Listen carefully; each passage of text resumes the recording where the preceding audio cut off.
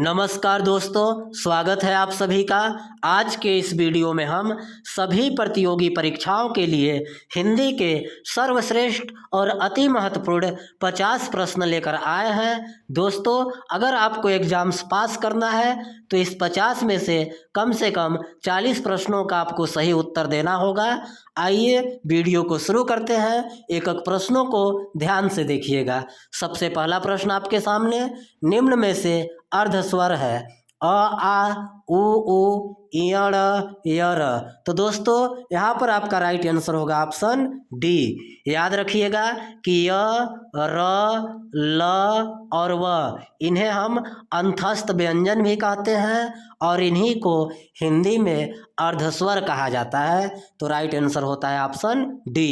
अगला प्रश्न देखिए दोस्तों, निम्न में से जातिवाचक संज्ञा है हिमालय, नदी, बैगन, नीम। तो दोस्तों यहाँ पर आपका राइट आंसर हो जाएगा ऑप्शन बी। नदी जातिवाचक संज्ञा है क्योंकि नदी में सब नदियों की जातियों का नाम आ गया, सब नदी आ गए, तो यह नदी जातिवाचक संज्ञा।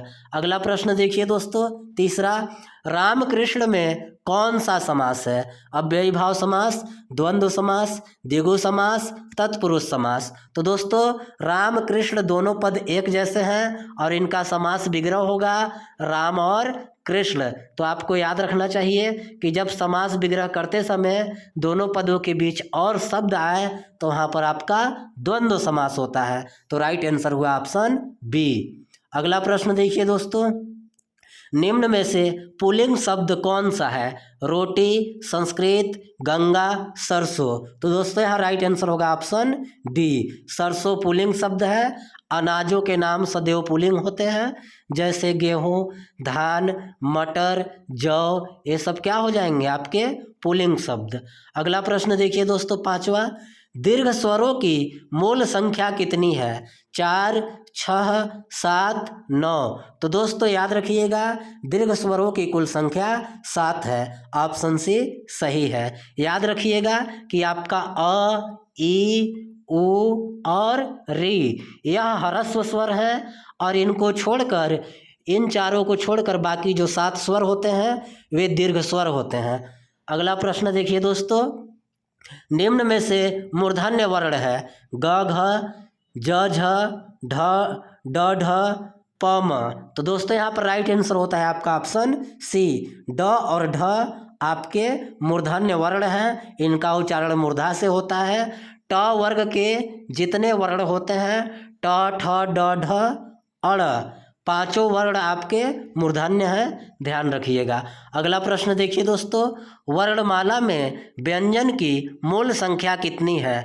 25, 27, 30, 33। तो दोस्तों याद रखिएगा वर्णमाला में व्यंजन की मूल संख्या 33 है। ऑप्शन डी सही होता है। अगला प्रश्न दोस्तों, कारक चिन्हों को कहा जाता है उपसर्ग, परसर्ग, अव्यय, काल। तो दोस्तों यहाँ राइट आंसर होता है आपका ऑप्शन बी। कारक चिन्हों को परसर्ग कहा जाता है।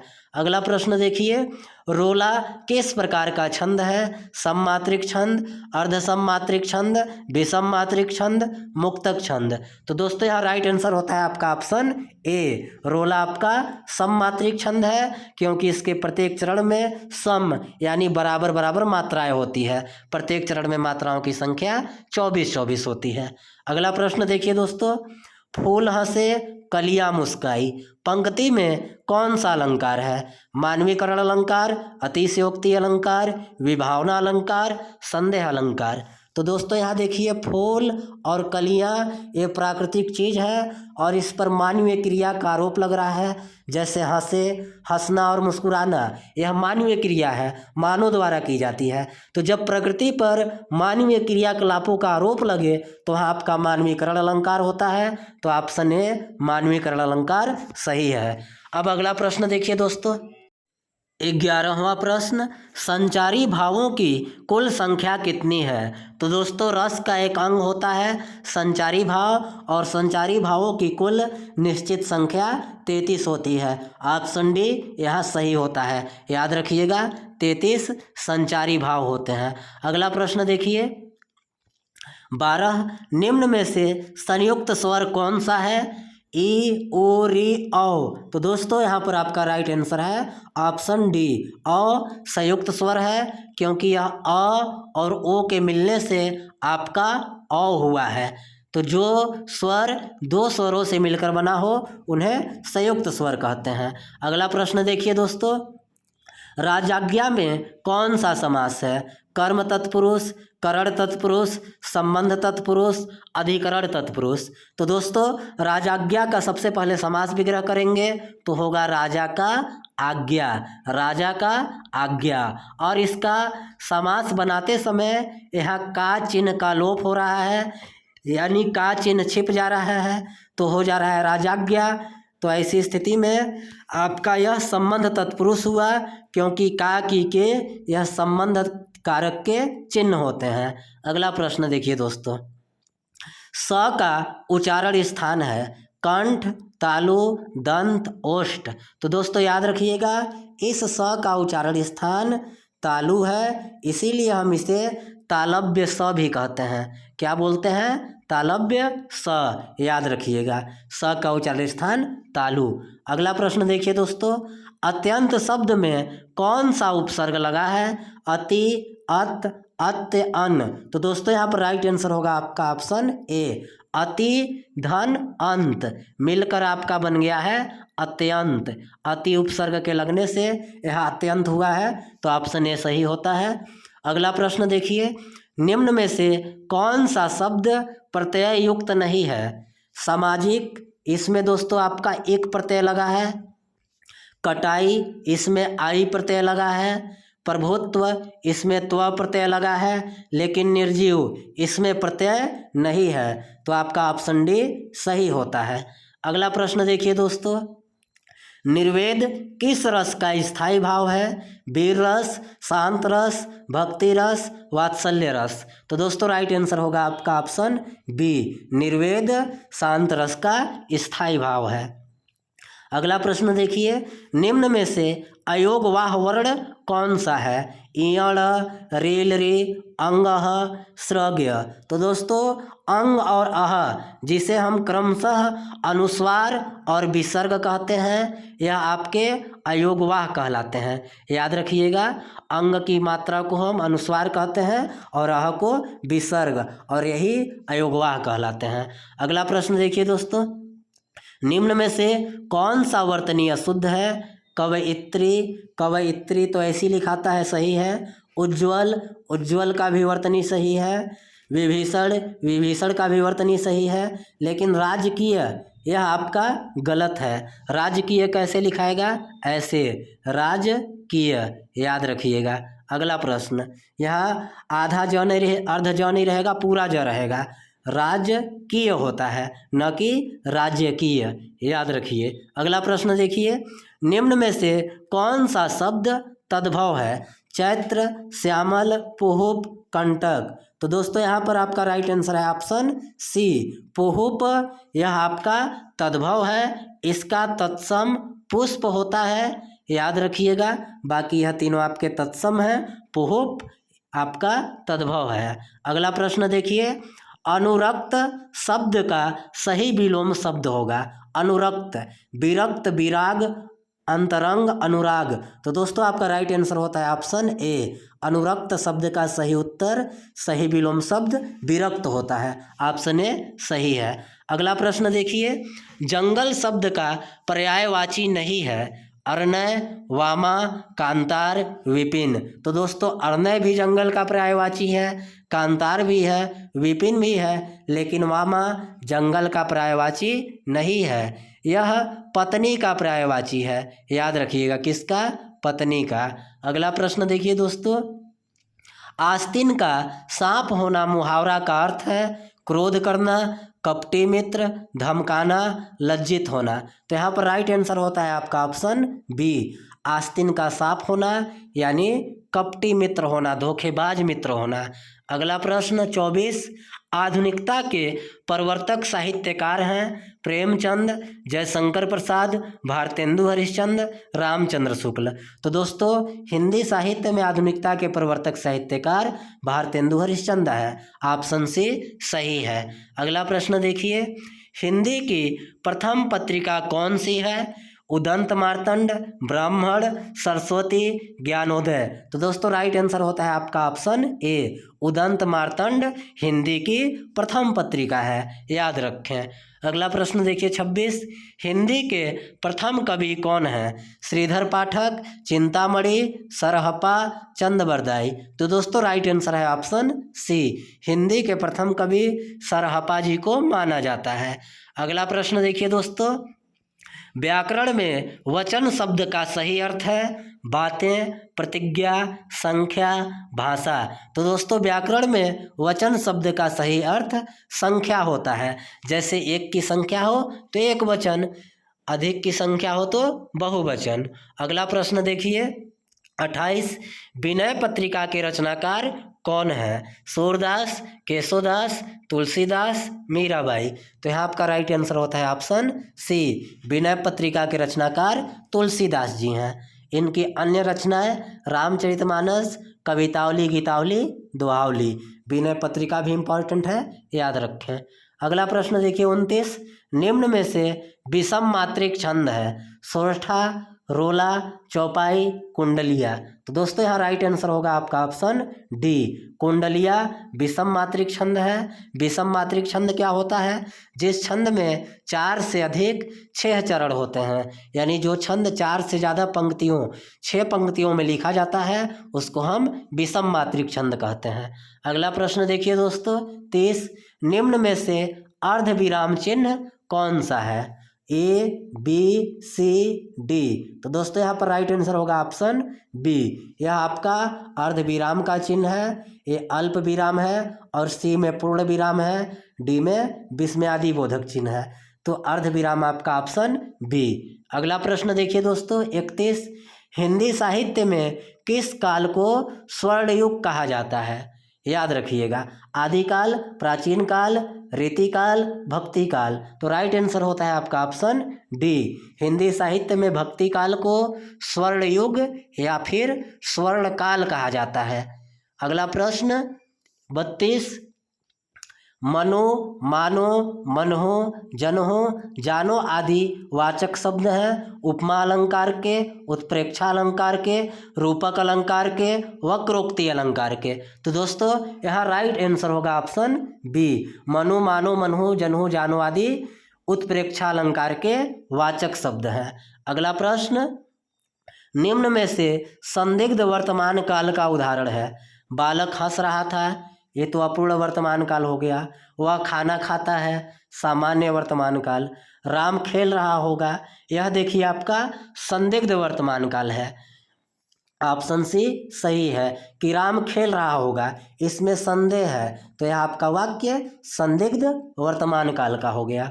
अगला प्रश्न देखिए, हिंदी खड़ी बोली का प्रथम महाकाव्य है? पद्मावत, पृथ्वीराज रासो, प्रिय प्रवास, रामचरितमानस। तो दोस्तों राइट आंसर होगा ऑप्शन सी, प्रिय प्रवास हिंदी खड़ी बोली का प्रथम महाकाव्य है और यह द्विवेदी युग का महाकाव्य है। इसके कवि अयोध्या सिंह उपाध्याय हरिऔध जी हैं। तो हिंदी खड़ी बोली का प्रथम महाकाव्य प्रिय प्रवास। और अगर आपसे बस इतना पूछ ले कि हिंदी का प्रथम महाकाव्य कौन है, तो वहाँ पर आपका हो जाएगा पृथ्वीराज रासो, लेकिन हिंदी खड़ी बोली का प्रिय प्रवास। अगला प्रश्न 35, में और पर किस कारक के प्रसर्ग हैं यानी चिन्ह हैं? कर्ता कारक के, कर्म कारक के, संप्रदान कारक के, अधिकरण कारक के। तो राइट आंसर होगा आपका ऑप्शन डी, में और पर अधिकरण कारक के प्रसर्ग हैं, चिन्ह हैं। अगला प्रश्न देखिए, अलंकार के कितने भेद होते हैं? 2, 3, 4, 5। दोस्तों राइट आंसर होगा आपका ऑप्शन बी, अलंकार के 3 भेद होते हैं। एक होता है आपका शब्दालंकार, दूसरा होता है अर्थालंकार और तीसरा होता है उभयालंकार, याद रखिएगा। अगला प्रश्न, कथा सम्राट किसे कहा जाता है? फणीश्वरनाथ रेणु, जयशंकर प्रसाद, शरत चंद्र, प्रेमचंद। तो दोस्तों राइट आंसर होगा ऑप्शन डी, प्रेमचंद को कथा सम्राट कहा जाता है। अगला प्रश्न देखिए 37, परोपकार में कौन सा संधि है? गुण संधि, यण संधि, वृद्धि संधि, विसर्ग संधि। तो दोस्तों यहाँ देखिए ओ का मात्रा है, तो यहाँ पर राइट आंसर हो जाएगा आपका ऑप्शन ए गुण संधि। परधन उपकार तो हो गया परोपकार। अगला प्रश्न देखिए, निम्न में से स्पर्श व्यंजन है य, ह, स्र, भ। तो दोस्तों यहाँ पर आपका राइट आंसर हो जाएगा कि ऑप्शन डी भ आपका स्पर्श व्यंजन है। क से लेकर म तक, यानी क वर्ग से लेकर प वर्ग तक जितने वर्ण होते हैं वह स्पर्श व्यंजन होते हैं, और स्पर्श व्यंजनों की कुल संख्या 25 होती है। अगला प्रश्न देखिए, रचना बनावट के आधार पर शब्द कितने प्रकार के होते हैं? 2, 3, 4, 5। तो दोस्तों राइट आंसर होगा ऑप्शन बी। रचना के आधार पर शब्द 3 प्रकार के हुए, रूढ़, यौगिक और योग रूढ़। रूढ़ यौगिक और योग रूढ़, यह 3 प्रकार के बनावट के आधार पर शब्द होते हैं। अगला प्रश्न देखिए, निम्न में से योग रूढ़ शब्द कौन सा है? कमल, गौशाला, चौराहा, दशानन। तो दोस्तों राइट आंसर हो जाएगा ऑप्शन डी, दशानन आपका योग रूढ़ शब्द है। योग रूढ़ शब्द क्या होता है? 2 शब्दों से मिलकर बना शब्द जिसका मूल अर्थ कोई तीसरा अर्थ होता है, उसे हम योग रूढ़ शब्द कहते हैं। आप इस तरह से समझ सकते हैं कि जिस शब्द में बहुब्रीहि समास होता है वहाँ आपका योग रूढ़ शब्द होता है। जैसे दशानन, इनका अपना अर्थ नहीं है, यह अपना सामान्य अर्थ प्रकट न करके कोई तीसरा अर्थ प्रकट करेगा कि दशानन 10 आनन वाला, 10 मुख वाला, अर्थात रावण।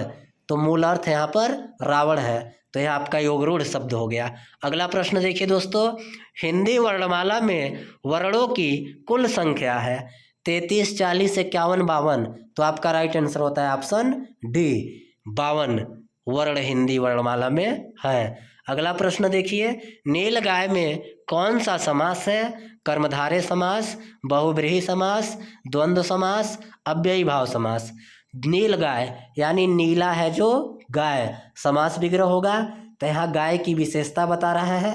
पूर्व पद विशेषण है और उत्तर पद विशेष्य है, तो यहाँ पर राइट आंसर हो जाएगा आपका कर्मधारय समास ए। अगला प्रश्न देखिए 43, नाविका में संधि है दीर्घ संधि, विसर्ग संधि, अयादि संधि, गुण संधि। तो दोस्तों राइट आंसर होगा ऑप्शन सी, नाविका में अयादि संधि है, क्योंकि जहाँ औ और आव आपको मिल जाए वहाँ आपका अयादि संधि होता है। यहाँ देखिए नाव आव मिला तो यहाँ अयादि संधि है। अगला प्रश्न देखिए दोस्तों, निम्न में आधुनिक काल का महाकाव्य है? पृथ्वीराज रासो, पद्मावत, रामचरितमानस, कामायनी। तो दोस्तों पृथ्वीराज रासो आदि काल का महाकाव्य है, पद्मावत भक्ति काल का, रामचरितमानस भी भक्ति काल का, और कामायनी आधुनिक काल का प्रसिद्ध इम्पॉर्टेंट महाकाव्य है, और इसके रचयिता जयशंकर प्रसाद जी हैं, याद रखिएगा। अगला प्रश्न देखिए, तार सप्तक के प्रवर्तक कौन है? भवानी प्रसाद मिश्र, अज्ञेय, रामधारी सिंह दिनकर, प्रताप नारायण मिश्र। तो दोस्तों यहाँ राइट आंसर होता है आपका ऑप्शन बी, तार सप्तक के संपादक अज्ञेय जी हैं, सच्चिदानंद हीरानंद वात्स्यायन अज्ञेय। अगला प्रश्न देखिए, प्रत्यय के कितने भेद होते हैं? 2, 3, 4, 5। तो आपका राइट आंसर है ऑप्शन ए, प्रत्यय के 2 भेद होते हैं, कृत और कृदंत प्रत्यय। अगला प्रश्न देखिए दोस्तों, धर्मात्मा में कौन सा संधि है? गुण संधि, वृद्धि संधि, दीर्घ संधि, विसर्ग संधि। तो यहाँ पर आपको आ का मात्रा दिख रहा है, तो यह आपका वृद्धि संधि हो गया। धर्म और आत्मा अ और आ के मिलने से आ हो गया, तो यह आपका कहलाएगा, सॉरी ऑप्शन सी होगा दीर्घ संधि। यहाँ दीर्घ मात्रा आ है, याद रखिएगा दीर्घ संधि। अगला प्रश्न देखिए दोस्तों, घृणा करने योग्य वाक्यांश के लिए एक शब्द होगा? विभत्स, घृणास्पद, घृणापूर्ण, घृणासूचक। तो यहाँ पर राइट आंसर हो जाएगा ऑप्शन बी, घृणा करने योग्य, इसके लिए एक शब्द होगा घृणास्पद। अगला प्रश्न देखिए, सुरभि शब्द का कौन सा अर्थ सही नहीं है? सुगंधी, सवेरा, गौ, पृथ्वी। सुरभि का अर्थ सुगंधी भी होता है, गौ भी होता है, पृथ्वी भी होता है, लेकिन सवेरा नहीं होता। तो यहाँ पर राइट आंसर है ऑप्शन बी, सवेरा। सुरभि का अर्थ नहीं है। अगला देखिए, अन्न अन्य शब्द का सही अर्थ है अन्न और अन्य, भोजन और अनेक, गेहूं और अनाज, अनाज और दूसरा, बेकार और दूसरा। तो दोस्तों इस अन्न का मतलब हो जाएगा आपका अनाज और अन्य का मतलब हो गया दूसरा। तो यहाँ पर ऑप्शन सी सही है, अनाज और दूसरा। अगर वीडियो अच्छा लगा होगा तो लाइक कर दीजिएगा और चैनल पर पहली बार आए हैं तो सब्सक्राइब कीजिएगा। हिंदी व्याकरण पढ़ने के लिए हमारे चैनल पर पुनः आइएगा। धन्यवाद।